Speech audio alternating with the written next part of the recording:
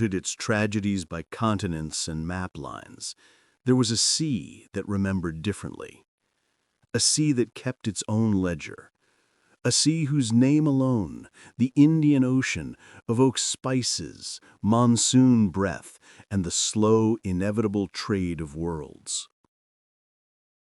This is not the loud, thunderous story of the Atlantic, the story most classrooms recite. This is quieter, older, threaded into the fabric of everyday life across coasts and islands.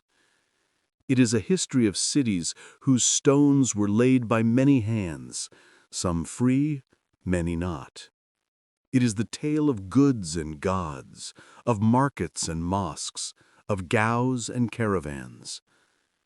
And secretly, deeply, it is the story of human beings who were traded, carried, and scattered by wind and water. From the coral-built towns of the East African littoral, Lamu, Kilwa, Mombasa, Zanzibar, to the great ports of Arabia, Persia, and India, the ocean was a highway. Under the sway of monsoon winds, boats threaded their way across turquoise lanes, carrying clove-scented cargo, textiles, cowrie shells, and people. They were called watumwa in Swahili, the taken, the owned. They were called by other names elsewhere, Zinj, Hubshi, Siddi, each name a fragment, a fingerprint of a person whose voice we seldom hear in history books.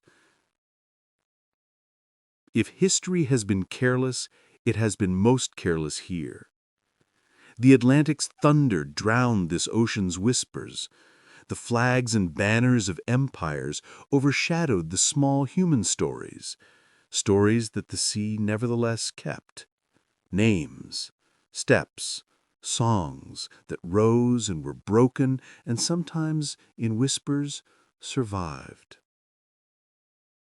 So we begin at the shore, the place where salt meets foot, because every ocean tale starts with a crossing, a decision, a chain, a wave. This is where lives were altered forever. This is where commerce and community blurred into captivity.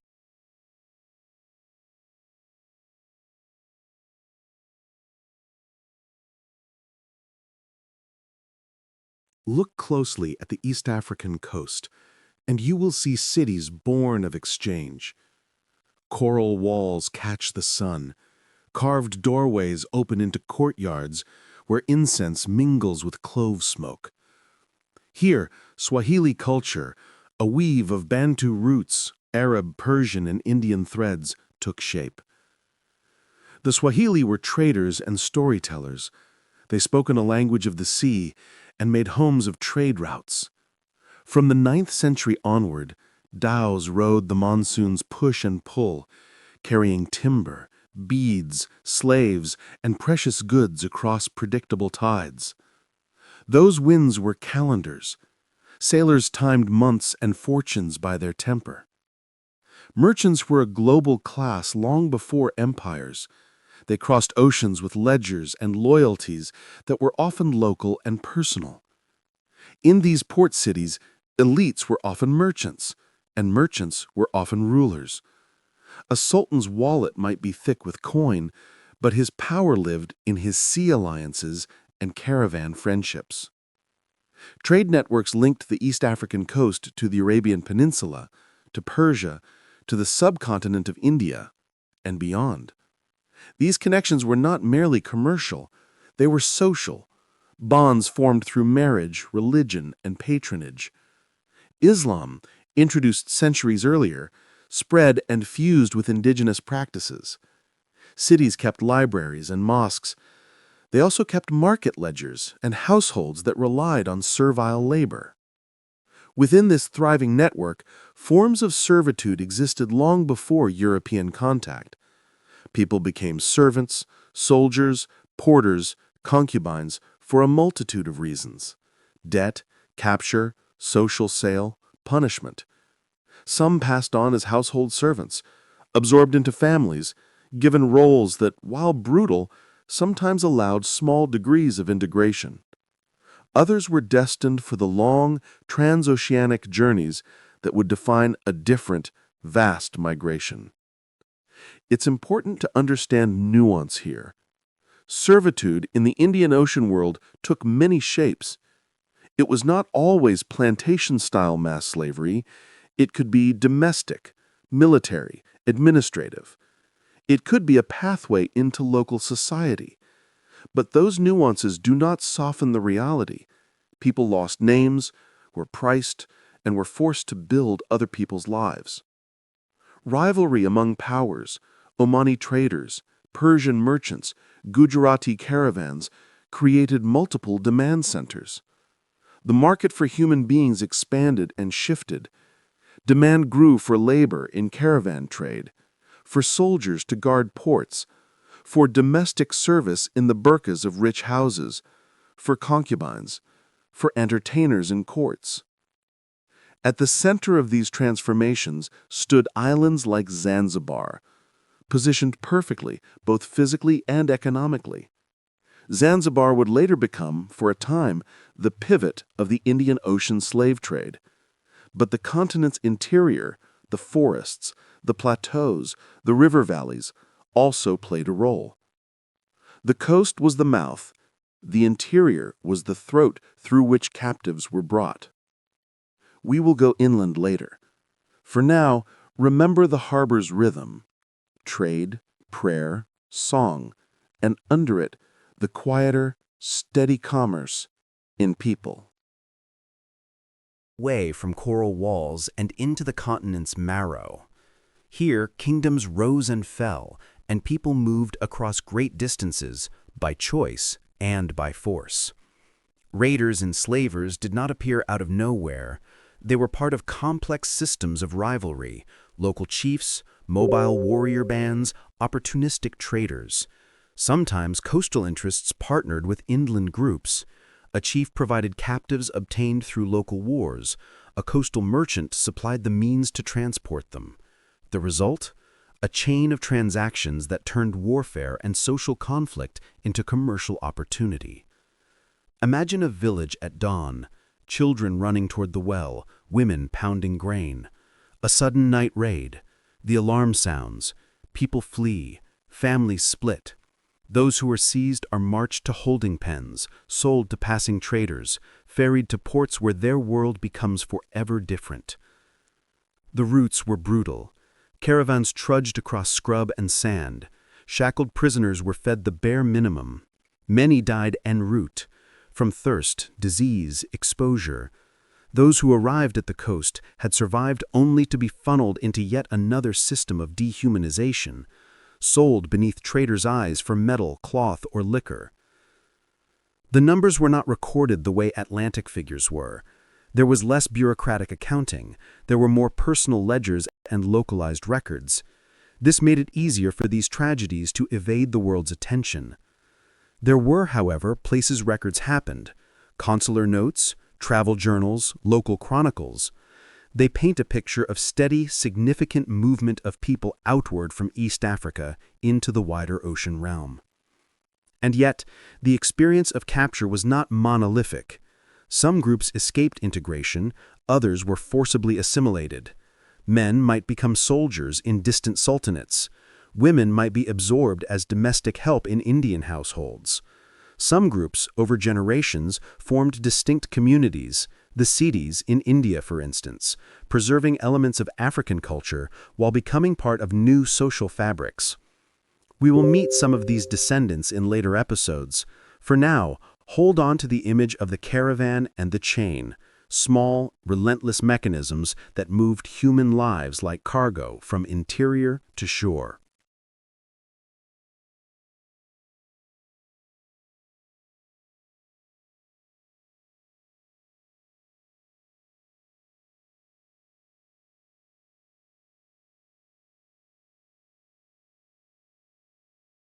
Network of ports, Zanzibar became its amplifier. A jewel of the sea, Its clove farms and bustling docks turned the island into a center of commerce and of human trade. Under Omani influence and later direct Omani rule, Zanzibar's economy transformed. Clove plantations demanded labor. Arab and Omani planters sought workers, and the demand for captives rose. Markets multiplied. Middlemen proliferated. The island's prosperity, measured in spice and stone, was also counted in the number of human lives passing through its pens. The city's architecture tells a story of layered identities: carved doors, Persian-influenced arches, African rhythms embedded in building techniques. Yet, behind ornate balconies and perfumed air, registers and ledgers listed names and prices. The trade was efficient, disturbingly so. Networks extended inland through agents with caravans bringing captives from Tanganyika, Mozambique, and the Congo. Ships awaited the right monsoon. Routine emerged: capture, caravan, holding pen, ship, sail in a foreign port. Historical actors were many. Omani sultans who wrestled for control of these trade routes, Arab traders who profited from their sway, and African intermediaries who, for reasons of politics or profit, participated. Complex moral landscapes abounded.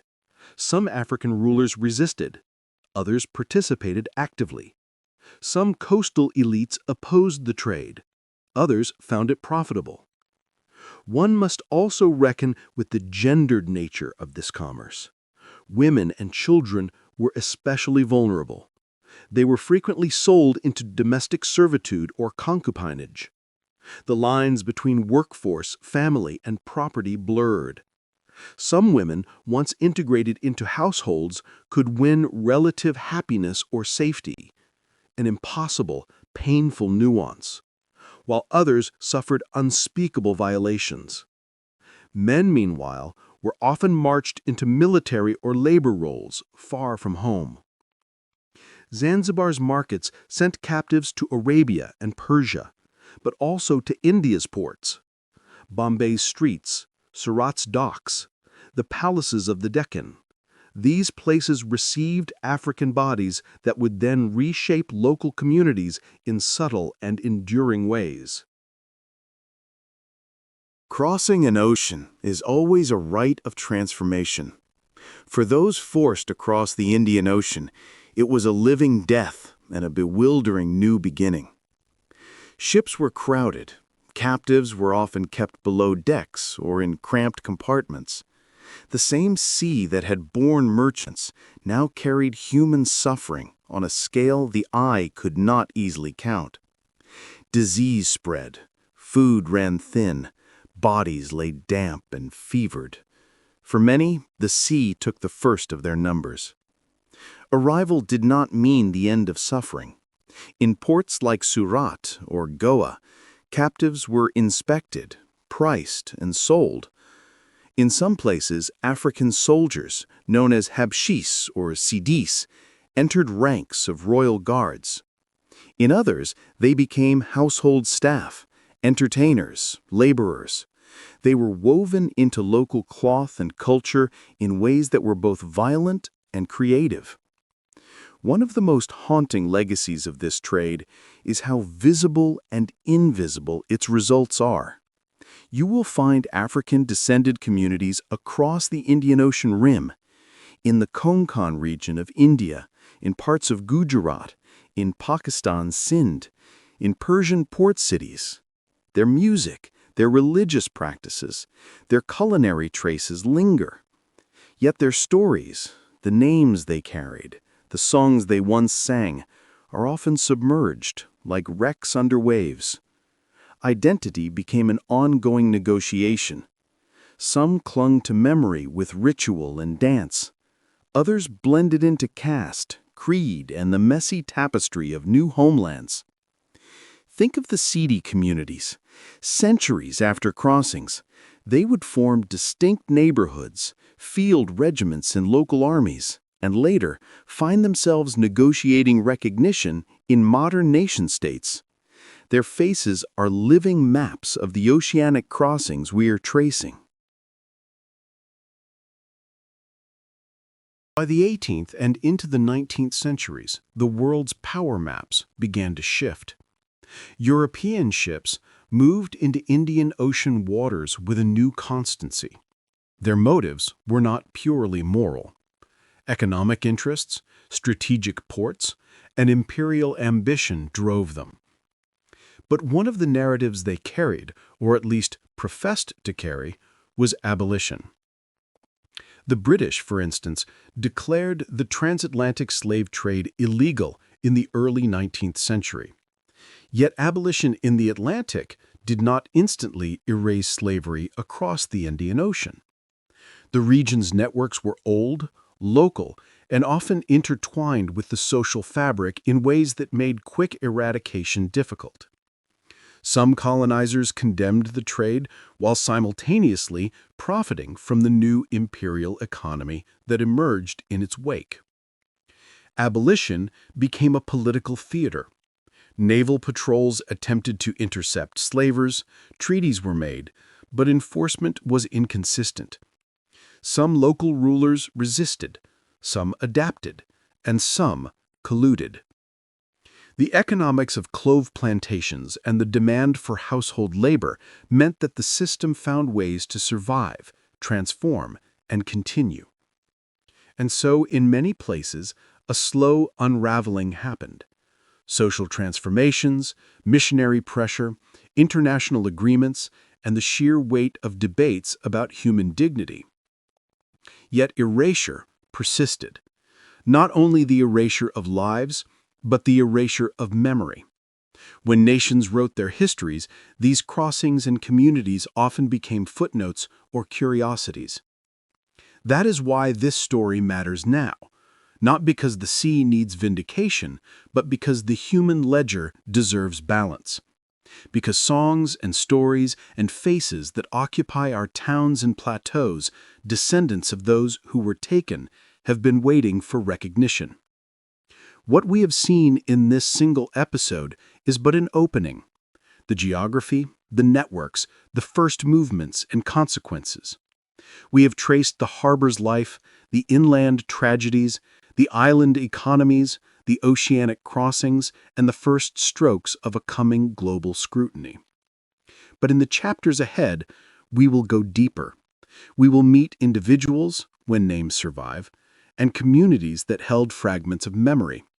We will listen for songs and listen for silence.